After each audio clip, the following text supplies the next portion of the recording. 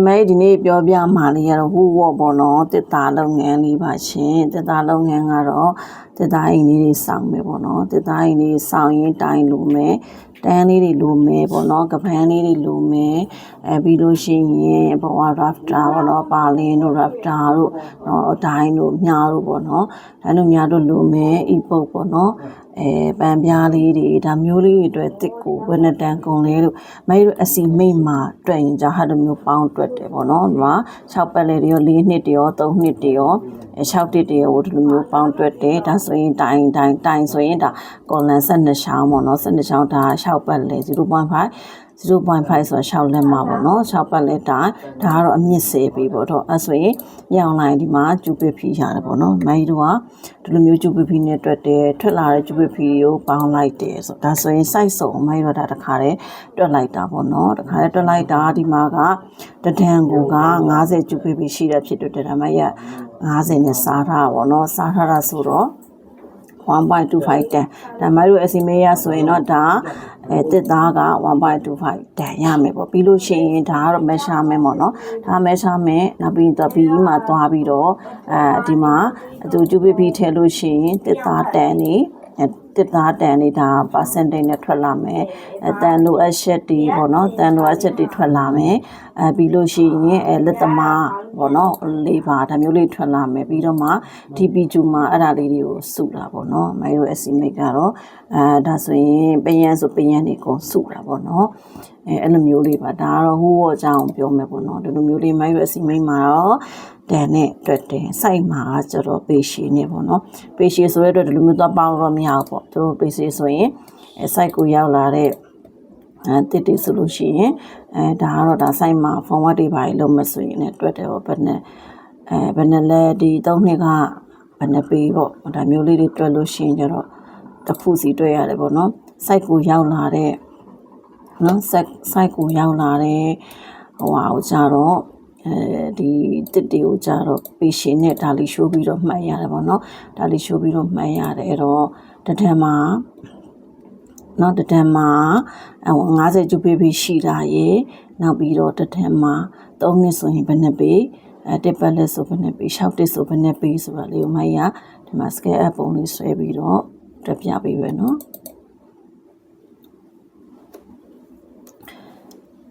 မိုင်းစကဲပါစာပြီးတော့လေ့လာနေပါတော့ဘောနစကဲ2026ကိုဖွင့်လိုက်တယ်ပြီးတော့မိုင်းတော့ဒါပေလက်မနဲ့ပေါ့နော်ဒီမှာပေလက်မတော့မီတာလို့ရှိတယ်ပေါ့နော်မိုင်းတော့ပေလက်မနဲ့ပဲလောက်တာများတယ်ပေါ့နော်မြန်မာကတော့ပေလက်မနဲ့လောက်တာများအတွက်ပေလက်မလေးနဲ့ဆွဲမယ်ပေါ့နော်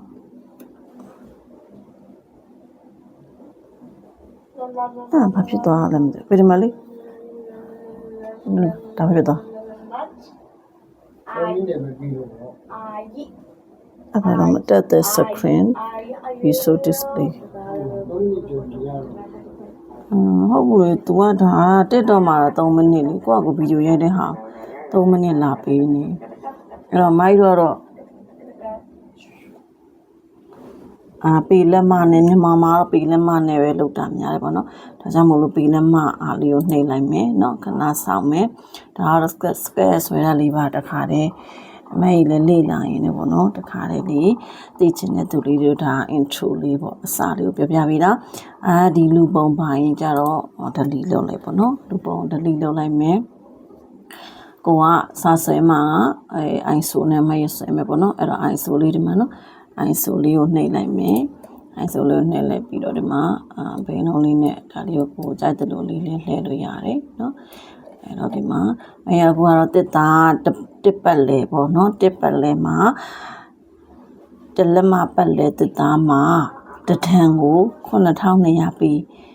ရှိတယ်ဆိုတာလေးကိုဒါ scale ပုံလေးနဲ့ပါဆွဲပြပေးမှာနော်ဆွဲပြပေးမှာဆိုတော့ဒီမှာဒါလေးက rectangle လားနော်ဒီ rectangle လေးကိုနှိပ်လိုက်မယ် rectangle လေးကိုနှိပ်လိုက်ပြီးဒီမှာ point လေးရှာမယ်နော် point လေးရှာပြီးနောက်ကလိုမျိုးလေးဆွဲထားမယ် AutoCAD လိုပါပဲအဲ့တော့ကိုကအမရဒါအရင်ဆုံးပြင်ကြီးကိုဆွဲမှာပေါ့နော်အောက်က area တစ်ခုကိုဆွဲမှာဖြစ်တဲ့အတွက်တလက်မပေါ့အလျားကတလက်မဒီလိုနောက်ကိုက9200ပေးဆွဲမှာအဲ့တော့တလက်မ AutoCAD လိုပဲ1ရိုက်တယ်1 comma နော်1 comma ပြီးတော့9200ရိုက်ထည့်မယ် 9200တော့ပေဖြစ်တဲ့အတွက်ဒီမှာနော်9200တော့ပေဖြစ်တဲ့အတွက်ပေလေးထည့်မယ်နော်ပြီး enter ခေါက်မယ်အဲ့ဒါဆိုရင်ဒီမှာဒီ2လေးကဒါရက်တန်ငယ်2ဖြစ်တဲ့အတွက်ဒီများလေးကိုပြန်နှိပ်ပြီးတော့ဒီများလေးကိုပြန်နှိပ်ပြီးတော့ပြန်ထွက်မယ်နော်ပြန်ထွက်ပြီးတော့မှဒါလေးကို share ကြည့်မယ်ဆိုရင်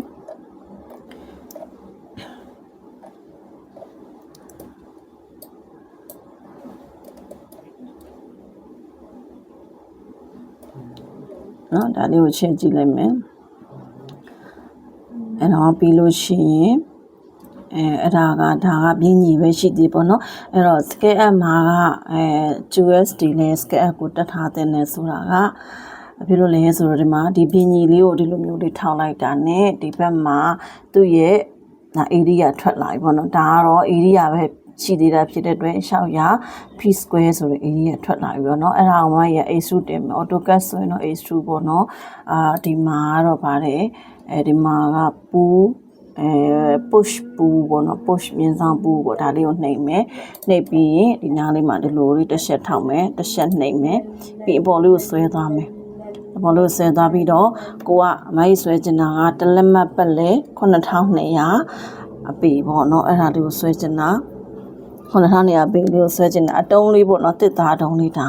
အဲ့တော့ဆွဲချင်တာဆိုဒါ H2 နာဘင်းကြီးဆွဲပြီးပြီး H2 တင်တာတလက်မှပေါ့နော်အန်တာရဲ့ရှာလို့ရှိရင်ဒါတစ်သားတုံးလေးဖြစ်သွားပြီပေါ့နော်တစ်သားလုံးလေးဖြစ်သွားပြီဒါတစ်ဖက်ဒီဘက်ကိုနှိပ်ရင်ဒီဘက်ရဲ့မျက်နှာပြင်ဒီမှာ600 p square လို့ပြမယ်ဒီရှေ့ကိုနှိပ်လို့ရှိရင်ဒီမှာ1 inch square လို့ပြမယ်ပေါ့နော်ဒါကတော့တလက်မပတ်လက်ဆို1 inch square လို့ပြမယ်အဲ့တော့မရက်ဒါတမျက်နှာစီပဲရှိသေးတာပေါ့နော်ဒီလိုတမျက်နှာစီပဲရှိသေးတာဖြစ်တဲ့အတွက်ဒါကို group ဖွဲ့မယ်ပေါ့နော် group ဖွဲ့မယ်ဆိုရင်ဒါလေးကိုထောက်ပြီးတော့3ချက်နှိပ်မယ်ဒါဆိုရင်ဒီမှာဒီလိုမျိုးလေး3မျက်နှာပြင်လုံးကိုတခါ group လို့ဖြစ်သွားပြီးအမှ right click ထောက်မယ်အမှ make group လို့နှိပ်လိုက်မယ်ပေါ့နော်အဲ့ဒါဆိုရင်group လေးဖြစ်သွားပြီပေါ့နော်အဲ့ချိန်မှာဒီတစ် group လုံးကိုထောက်လိုက်တဲ့ချိန်မှာဒီမှာ USD scale up ကိုဘာလို့တည်တင်နေဆိုလို့ရှိရင်ဒီမှာပေါ့အမြန်လိုချင်တဲ့ခါပေါ့နော်ခုနမှာနော်ဒါတဒံမှာ50 ဖီကျူရှိတယ်နော်တမန်50ဖီကျူရှိရဆိုတာမမရဲ့ပုံလေးနဲ့ဆွဲပြပေးတာအဲ့တော့မိုင်းတို့အစီမိတ်တွက်တဲ့လူတွေသိထားတဲ့နဲ့ဆိုဒါမျိုးပေါ့ဒါမျိုးမတွက်အားဘူးဒါမျိုးရိုက်မထည့်အားသေးဘူးဆိုရင်ကိုပုံရှိတယ်ဆိုရင်ပုံလေးမှာထောက်လိုက်ရုံပဲပေါ့နော်ပုံလေးမှာထောက်လိုက်ရုံပဲအဲ့တော့ဒါတဒံမှာရှိတဲ့တစ်ပတ်လေရဲ့ပေပေါ့နော်တစ်ပတ်လေရဲ့ပေကအဲ့တော့တဒံမှာအဲ့တော့တစ်ပတ်လေကနော်တဒံမှာဆိုလို့ရှိရင်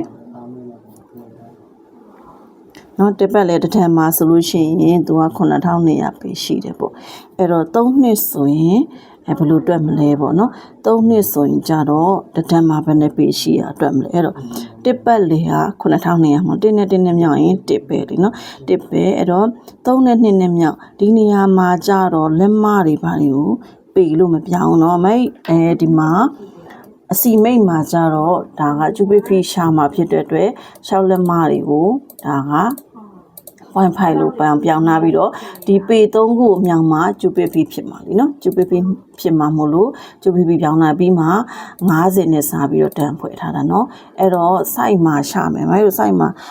3နှစ်တန်ရှာမယ်ဆိုလို့ရှိရင်ပေါ့နော်3နှစ် site မှာကြတော့ဘယ်လိုမှားမလဲဆိုတော့တို့တွက်လိုက်မယ်3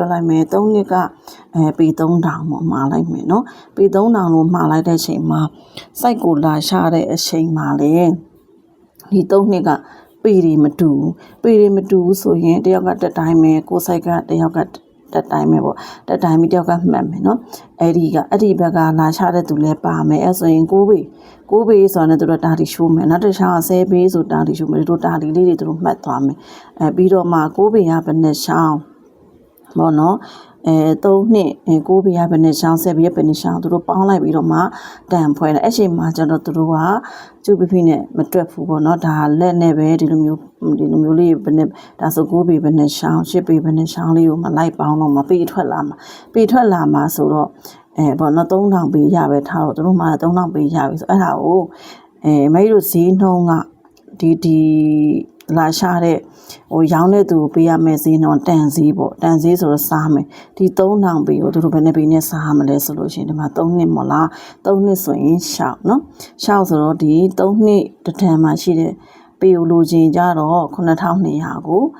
ရှောက်နဲ့စားလိုက်နော်9200ကို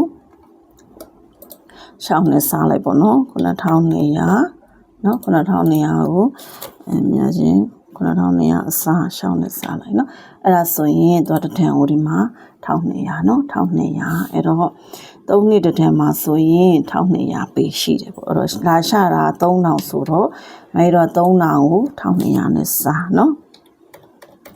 3000စား1200ပေးပေါ့အဲ့တော့ကိုကတခါလဲမှတ်ထားလဲရတယ်ပေါ့နော်အဲ့တော့2.5တန်ပေါ့နော်အဲ့တော့မိုင်းရ2.5တန်အခုဆိုတန်းကို330ပေါ့အရှိဈေးအတူဈေးမတူပေါ့နော်တကယ်လို့ဒီ2.5တန်မှာမိုက်တော့ပေ3000မှာအတူလေးတွေပေါ့အတူဆိုတာကတော့4ပေ5ပေ6ပေ9ပေလောက်ထိပဲပေါ့အတူလေးတွေအနှစ်တဒန်ပါမယ်ပေါ့အတူလေးတွေကတဒန်ပါမယ်ဆိုလို့ရှိရင်အတူတဒန်က10သိန်းဆို10သိန်းနဲ့မြောက်မယ်ပေါ့နော်အဲ့ကဲလို့အရှိက2တန်ခွဲဆိုလို့ရှိရင်အရှိ2တန်ခွဲဟို330ဆို330နဲ့မြောက်မယ်ပေါ့အဲ့လိုမျိုးလေးမြောက်ပြီးမှဒီလာပို့တဲ့ရောင်းတဲ့သူကိုလည်းအဲ့လိုမျိုးလေးစိတ်ရင်းရှင်းပေးတာပေါ့နော်ကဲဗီဒီယိုလေးနည်းနည်းရှေ့သွားပြီးဒါသစ်သားလုပ်ငန်းလေးတွေပဲပေါ့နော်လိုအပ်တာရှိရင်လည်းလာပြီးတော့ပြပေးပါနောက်ထပ်သိချင်တာလေးတွေရှိရင်လည်းမယုံမေးပေးပါတော့မရတာအစီမိတ်ဘက်နဲ့ site ဘက်နဲ့ကိုအဲ့ဒါပြပါတော့မယုံနော်အစီမိတ်ဘက်နဲ့ site ဘက်နဲ့ကိုလည်းစစ်လို့ရအောင် site ထဲကလူတွေလည်းမသိရင်ဒါသူတို့စစ်လို့ရတယ်ပေါ့နော်ဒီတိုင်းသိမှ3နှစ်တန်းကို1200ဆိုသူတို့ကမှတ်ထားလိုက်မယ်နော်တခါတည်းသူတို့မှတ်ထားပြီးသားစာအောင်မှာမှတ်ထားမယ်ပေါ့မှတ်ထားရင်မှလာချတဲ့ဟာတာလေးရှိုးပြီးတော့ပေါင်းပြီးမှစားပြီးတော့မှပစံပေးမယ်ပေါ့နော်အဲ့တော့ဒီနေ့ကတော့ဒါတစ်သားလုပ်ငန်းလေးပေါ့နော်တတိယတာလေးကိုလာပြီးတော့ပြပေးတာပါအဲ့တော့သိချင်တာလေးရှင်းလဲမှန်းကြလို့ရတယ်။မယူပြောပြချင်တာလေးတွေရှင်းလဲပြပေးလို့ရပါတယ်ရှင်။အားလုံးကိုကျေးဇူးတင်ပါတယ်ရှင်။ကျမ်းမာချမ်းသာပြီးတော့စီးပွားတွေတိုးကြပါစေရှင်။